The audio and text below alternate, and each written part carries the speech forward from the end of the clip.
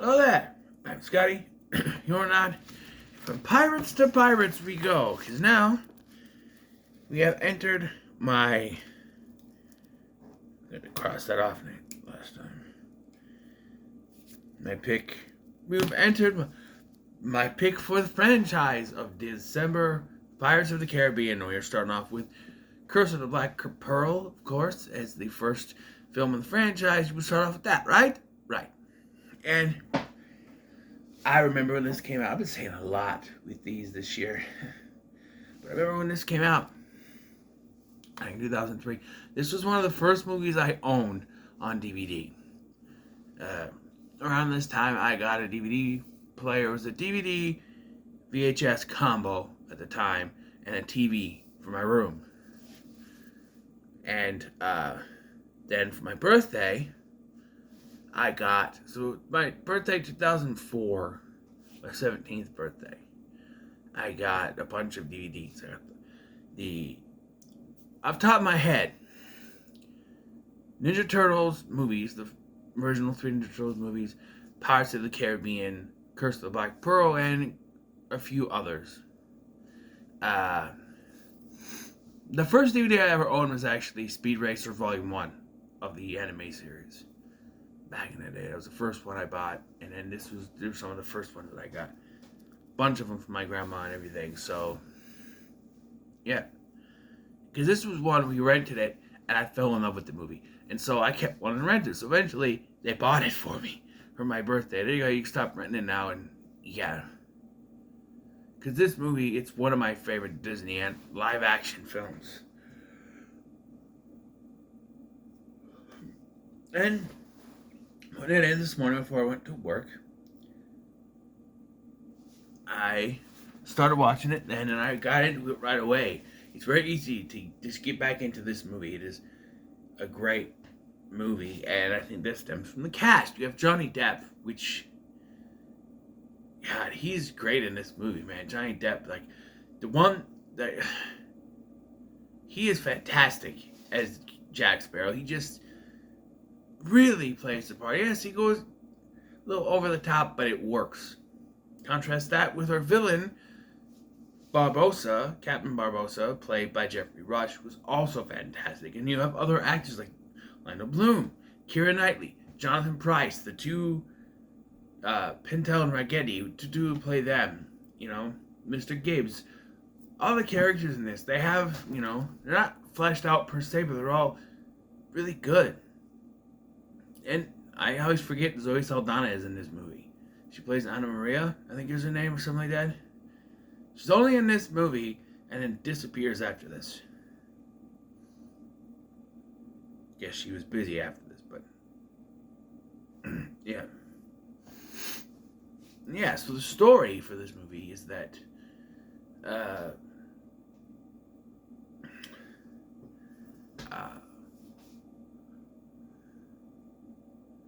pirates come to Port Royal and kidnap Elizabeth Swann.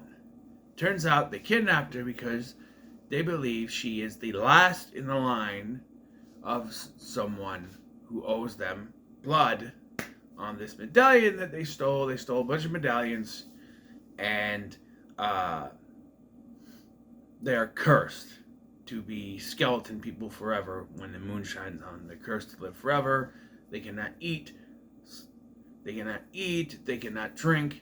They cannot have sex.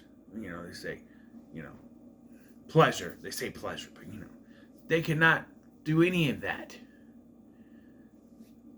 They are cursed to be skeleton people until they break the curse by bringing back all the pieces and owing the blood that was taken. So they plan to take Elizabeth and, you know, put her blood in the medallion and throw it back. But there's one thing that they did not expect. A twist. To them, at least. And then Jack Sparrow and Will Turner, the young blacksmith and the pirate. The young blacksmith who is in love with Elizabeth, go after it. Go after her. Go after them, the pirates. You know what I mean? Yeah. So, yes, we start off with a little prelude to the film. They're on the ship. We see Mr. Gibbs, who we'll see later, and they say that there's a ship. It's a pirate ship, and a young boy washes aboard, and he says his name is William Turner before he passes out again, and young Elizabeth finds the medallion, which she hides because we found out later she did it because she thought the boy was a pirate, and if the, Captain Norrington at this point saw it, he would think that the boy was also a pirate and hang him, even though it's a boy. We see this in later films about the ages of pirates. If you're a pirate, doesn't matter how old you are, they'll hang you. Yeah. And then 10 years later is our main timeline. 10 years later, they're all grown up. And now, one thing that's always stood out for me is the creepiness of Norrington. So we see that Norrington, he looks about the same age, but he's supposed to be 10 years older, whatever. The characters in X-Men the characters in X-Men Dark Phoenix are supposed to be 50 years old. What do you say? Anyway,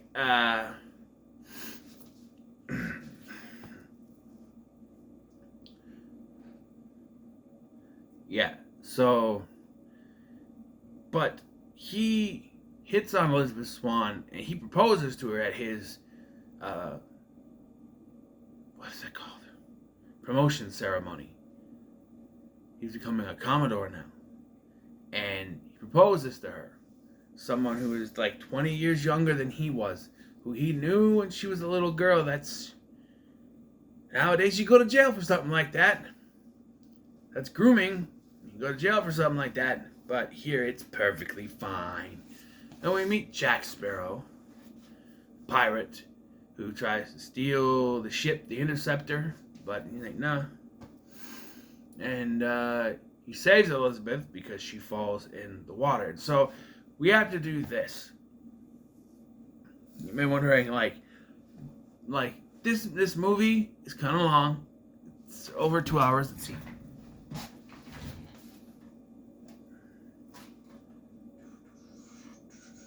143 minutes. That's 2 hours and 23 minutes long. It's almost 2.5 hours long. There are some things you could cut. At least you would think so. You think, oh, this is 2.5 hours long. You could cut some things. But there are a lot of things that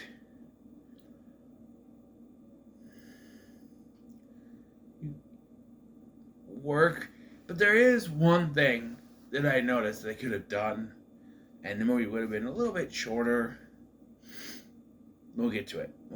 But she falls in the water. Why did I ever fall in the water? Because she's wearing the medallion. So when it hits the water, that's how it notifies the Black Pearl to come and get it. Because shortly after that is when they come in. So they come in and they pillage the village, so to speak, leaving Jack behind, rescuing other pirates, and stealing Elizabeth because she says her name is Elizabeth Turner.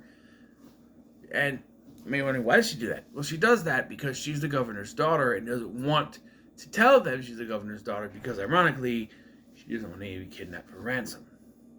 She gets kidnapped anyway with the medallion because they think she is the daughter of their former shipmate, Bootstrap Bill Turner, who is Will's father, who we find out later was drowned at sea, and this was before they found out they needed the blood to, for the cure. So Barbossa takes her, Elizabeth, and they go to this place. They got, I don't know what you call it. It's a cave. Meanwhile, Will wants to organize an escape, but dumbass Norrington doesn't want to. He's figuring out a strategy of his own to do it his way. And that's what Norrington is in this movie. He's sort of, no, we can't do this cuz.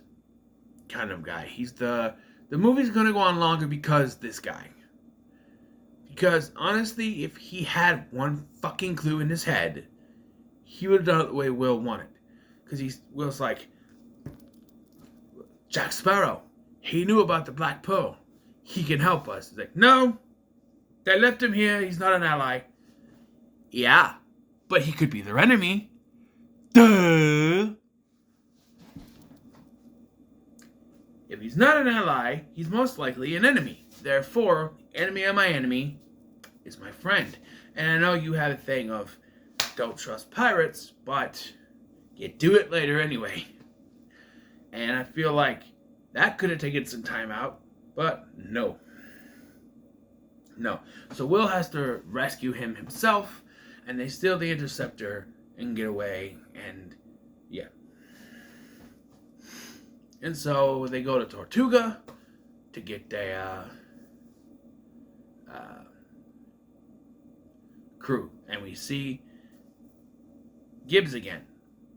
And it's never really explained why he went there, but Will should know him, right? If he was on the ship that rescued him, they should know each other. But they don't even mention knowing each other. They should, though. I don't know. Yeah. But, so we get the creepy, it was creepy back when I saw it, where we see Barbossa feeding Elizabeth, and she's eating, and he's like, here, apple, take apple next. And she's like, it's poison. There'll be no use in killing you, Miss Turner. And he kind of explains what needs to happen, and then, we get the line, best start believing in ghost stories, Miss Turner. Because you're in one. And it was creepy back then. But let me tell you, the CGI has not aged very well at all. No. And especially on this in HD, but it is in widescreen. I think if it fit the entire screen, it would take away more. But it really does not look good when they have the CGI skeletons. And it did not age well. At all. Sorry, but no, it did not. It looks terrible. It looks terrible. Especially when they talk, it's like, what's up, baby? I go, sorry.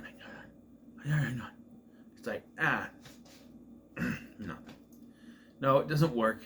It worked for the time, but in 2022, almost 20 years later, mind you, it does not look not good at all. The monkey, Jack the monkey, looks good when it's just a monkey, but then when it's a skeleton, it looks... And I gotta admit, having two bumbling duos in this is kind of too much.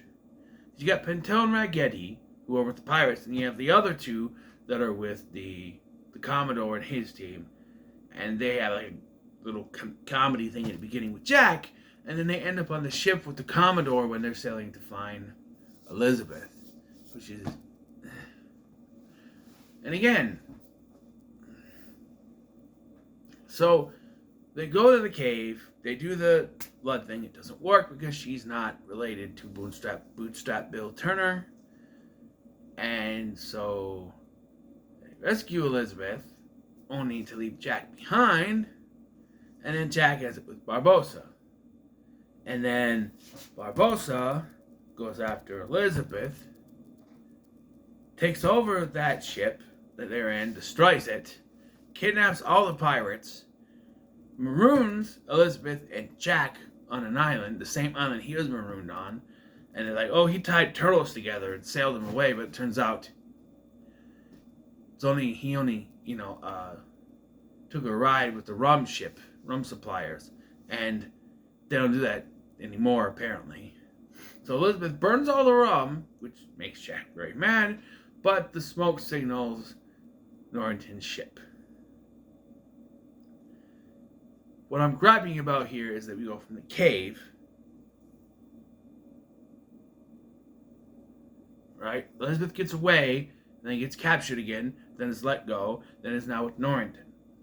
And then what do they do? They go back to the cave, because that's where they are, because they have Will, and they're going back to the cave. Something tells me we would have cut out the middlemen and saved us, half hour or so of runtime with something. That's where you think the 2.5 hour runtime kind of gets there. We do the same thing twice.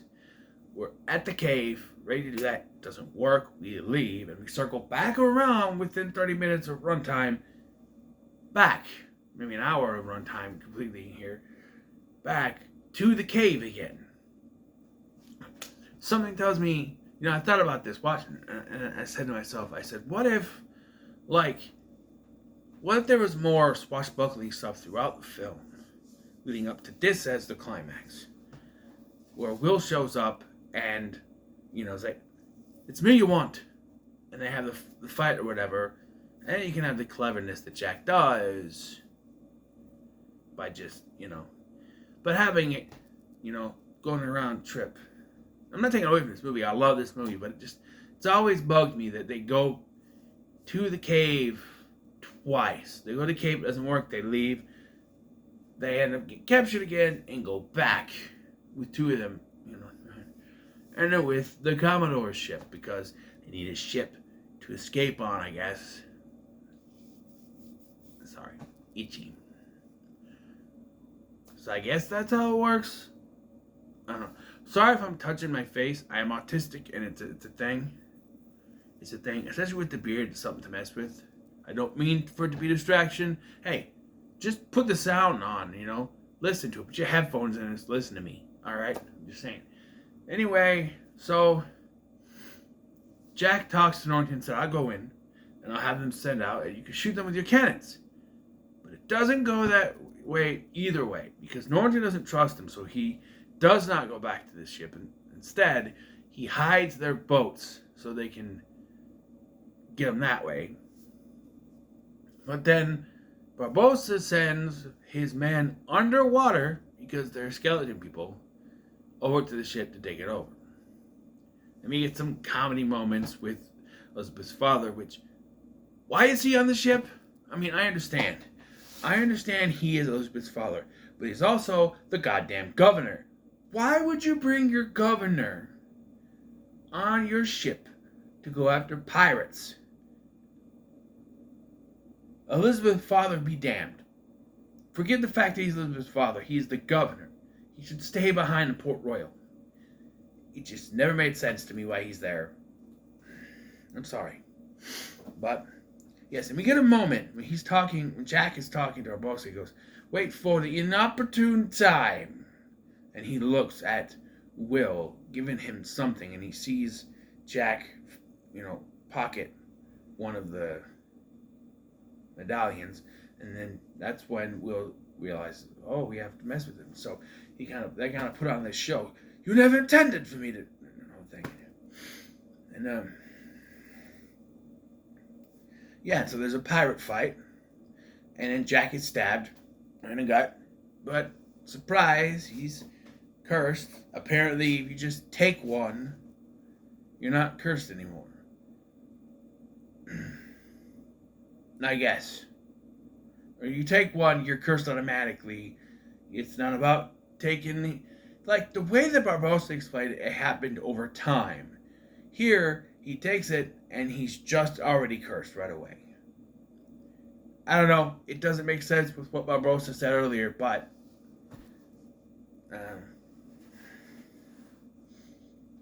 I guess. But yeah. And there's this real cool thing after Elizabeth gets back there to help them, where there's three of the skeleton pirates stuck together by a sword, and Will takes a bomb and puts it in the middle guy, and then pushes them out of the moonlight so they're human again. Not fair. And we don't see the explosion, but it would have been cool if we did. This is Gore Verbinski. I think it would have been good. Yeah. And so then Barbossa and Jack fight, with Jack shooting Barbossa. He had one shot. Because when you're a pirate and you're stranded on an island, you get one shot to end it eventually, you know. But he's had that shot. He's saved it for Barbossa. He shoots him. He goes, "You saved your one shot, and now you've wasted." No, he hasn't. And he drops the two medallions with the blood on it into the thing. Here's the problem. He shot him before he dropped the medallions. So technically, it shouldn't work. But he drops them in and then it works. I don't think that's how it's supposed to work. He shot him before he was human again. So it shouldn't work. I'm not spoiling what happens at the end of Dead Man's Chest, but I'm just saying he's dead for all intents and purposes right now.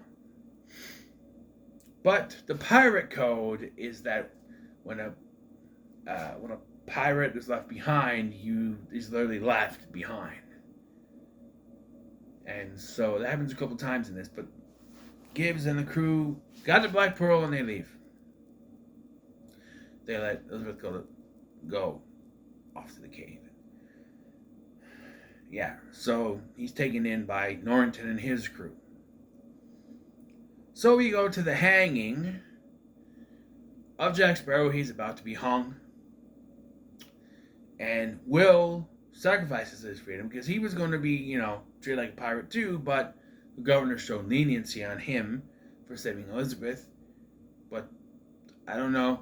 Jack should have shown leniency too, but Will comes in dressed like one of the three frickin' musketeers and saves Jack, only to then be captured again.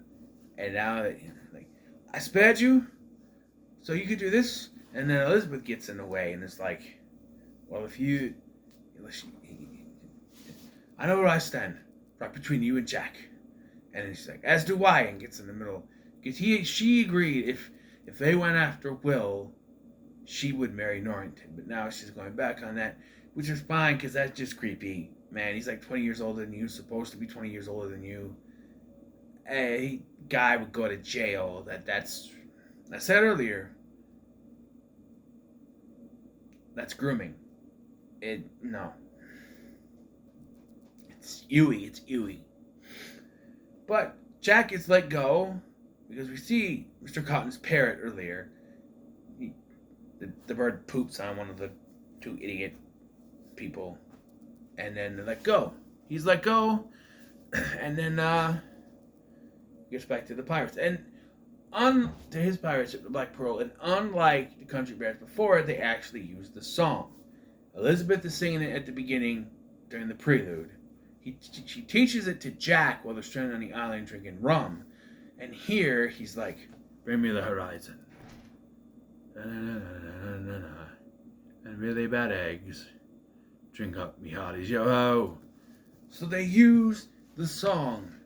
They didn't use the song from the Country Bears, but they used the song Pirates of the Caribbean, which is probably one of the more famous Disneyland songs next to It's a Small World After All.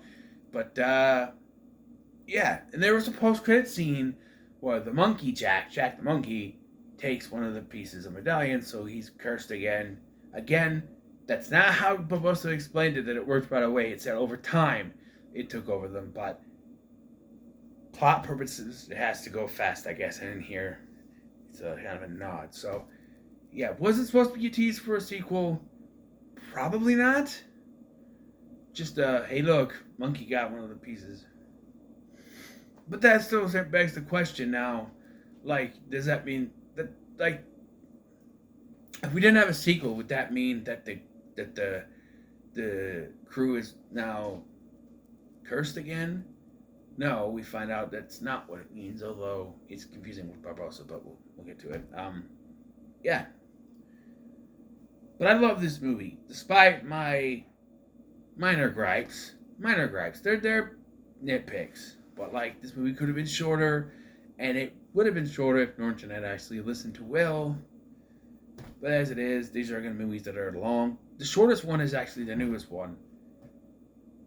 Believe it or not. That's the shortest one, but yeah. But I love this movie, which is why Pirates of the Caribbean Curse of the Black Pearl is going to the moon. I'm not going to throw it way back there. So, what are your thoughts on Pirates of the Caribbean Curse of the Black Pearl? Leave me comments, be sure to like, share, and subscribe. And We're taking a break from that to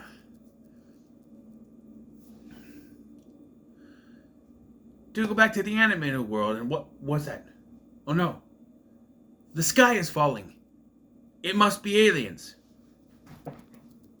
No. Seriously. Thank you for watching. I've been Scotty, and I'll see you in the next one.